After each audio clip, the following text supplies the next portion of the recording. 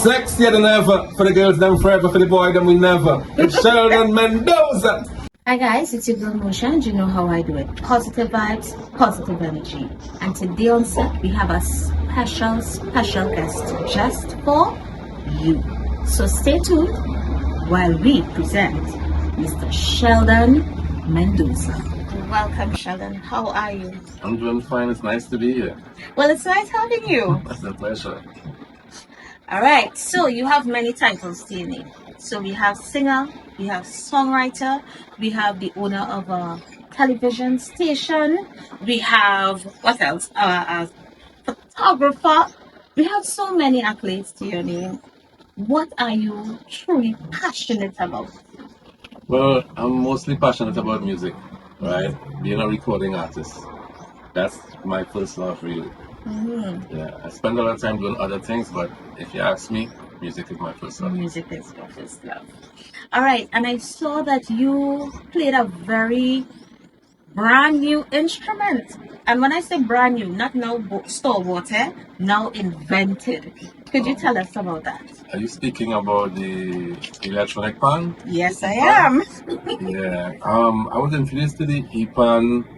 One of my friends, actually, most people may not know this, but the guy who invented the EPAN is actually from Londonville, right? And he migrated to Canada some years ago. And his name is Salmon Cupid, and he's the brother of one of my good friends, Astronaut Cupid. And she was the first one who introduced me to the EPAN because her brother invented it. So it's from Central, you know. And when you see me playing it, I was actually playing it at a music school I was attending at the time, called Diane Jones Music School in Gasparilla. And we were doing some production one day, and we're just playing around on it. Yeah.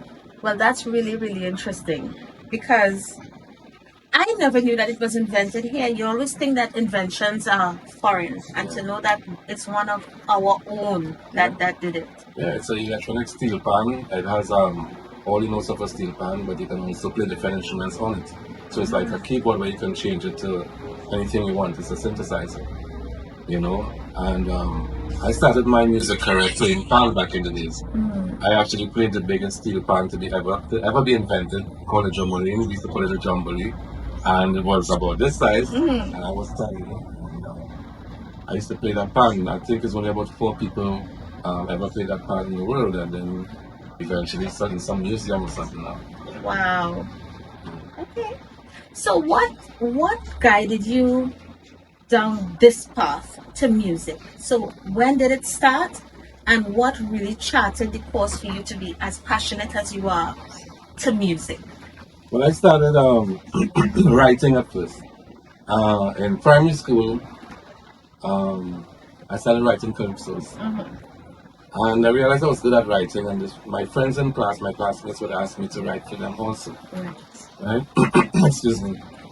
And one day I wrote some songs for a competition in school, and one of the songs that I wrote came first, right? And I entered the competition too, but I came second. So I was like, this is my winning composition, right? So I realized I had a thing for writing, and I started writing a lot. And when I went to junior sex, is when I really started to actually perform a lot more. You know, do stuff in school and go on the big stage in school, you know what I mean? In the hall when there's functions. And I formed a little group called the Famous Seven. It was me and some classmates. And we started rapping. So from calypso I moved into rapping because it was like the 1985 somebody when hip hop was just touching into Trinidad. And after rapping, eventually dub and dancehall music came to Trinidad, and I fell in love with that, and that was like where I found my real self. That was me, you know. Dancehall music was me, and up to today that's what I still love.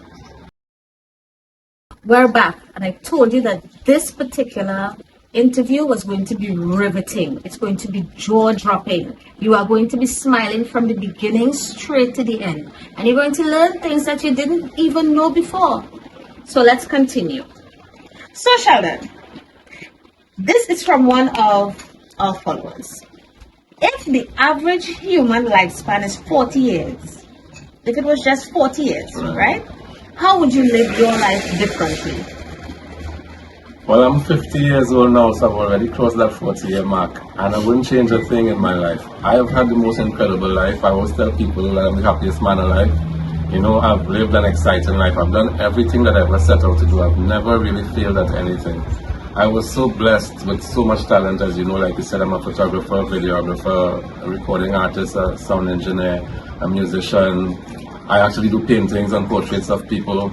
That's something a lot of people don't know about me, you know. I'm a graphic artist and I'm a poet. I'm writing a book at the moment, a couple books actually. You know, so everything I've ever set out to do, I've done. So I wouldn't change anything about my life at all. As an entertainer, now you have already reached celebrity status, but this show is about helping others, right? What is the secret that you use to engage a crowd? Because every time I see you, the audience always singing along, dancing, watching you, swaying to your music. It's like you have a spell on them.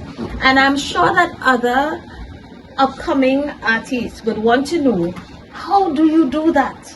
Yeah, I've heard that a lot of times. A lot of people say I put a spell on people. But what it is really is that I have a lot of experience in performing. Right.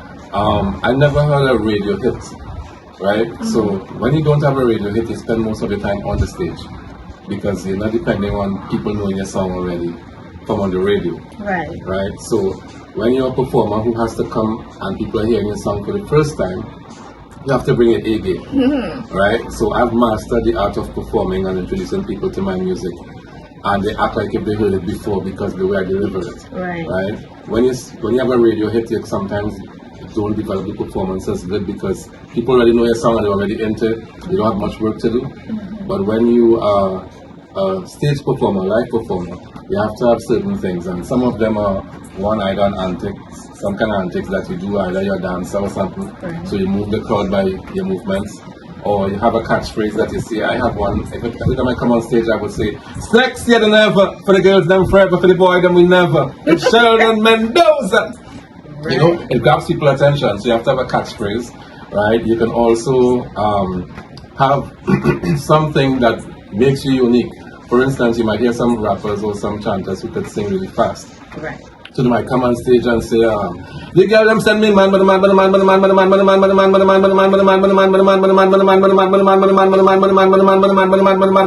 and just going, and the crowd will just start screaming because like, oh, this guy can even do that without breathing. Right. You know, or if you're a singer, you might be able to pull a high note, and you just hold that note forever, and the crowd will just start screaming because it's like, you know, it's incredible. So you have to have something that works for you when you're performing live on stage. So my secret is that I could do almost everything when it comes to live performance. So I can catch you in somewhere, you know? And so that's the secret there. Okay, so it is a spell. It is a spell. Okay. If you had the opportunity to get a message across to a large group of people, what would your message be? If my message is about life, I would say, whatever you do, if you do it well, do it for someone else too. You know, in today's world, we have a lot of selfish people, and we keep looking at how bad the world is turning out, but we're not contributing to making it better. So I would say, if you're a waka man, look for a pensioner in your neighborhood, and every month and just cut one pensioner yard, and just give back to the community. If you're a chef, go on the block and just cook some food for the boys on the block.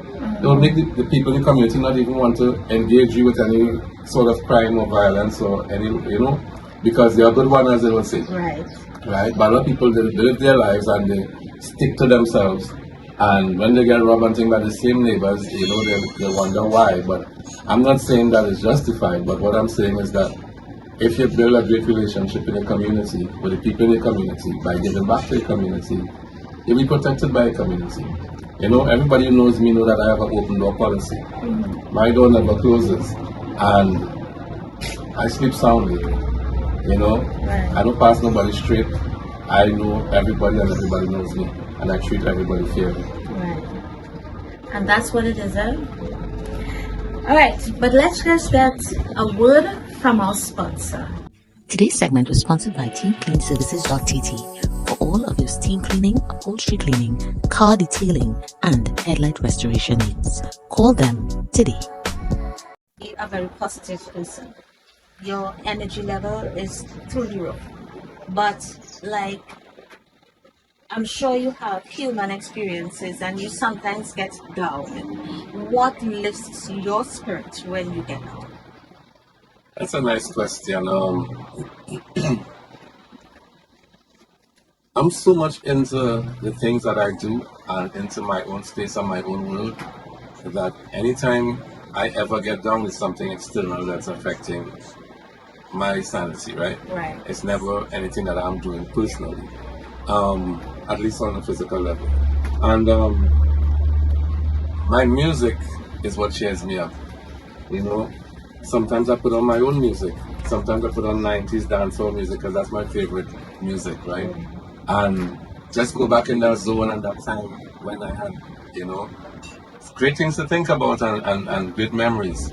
And it removes all distractions and you know, any sort of depression or off. So yeah, music is my go-to remedy. What's your most beloved childhood moment? Now, this is a little bit unfortunate because I don't have a good memory of my childhood. Right? I don't know what went on, but a lot of my childhood is blank.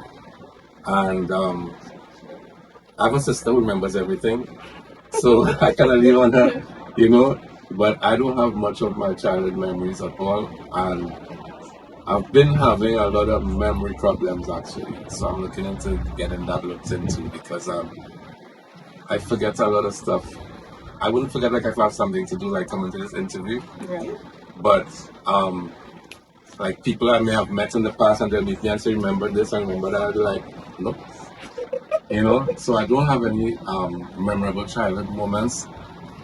You know, if I have to look at a moment when I was younger, when I was just in my late teens and I entered Nescafe Party Time, right? That was the first time I made it national as a performer. Me and Stacey Sobers, who is now national calypsonian. We had a song called Sweet Man, and we made it to the finals of Party Time, and that's one of my most memorable moments because of the fact that it was my first debut as a national performer in Trinidad and Tobago. Right. My real childhood, I have no clue. Okay. I feel I probably got relics when I was small.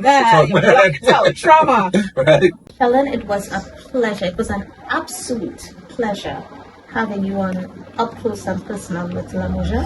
And you were not just up close and personal with me, you were up close and personal with your fans. And we just want to thank you for being here today, taking time out of your busy schedule because we know you're always all over, right? But would you like to tell them where they can find you on your socials? Sure.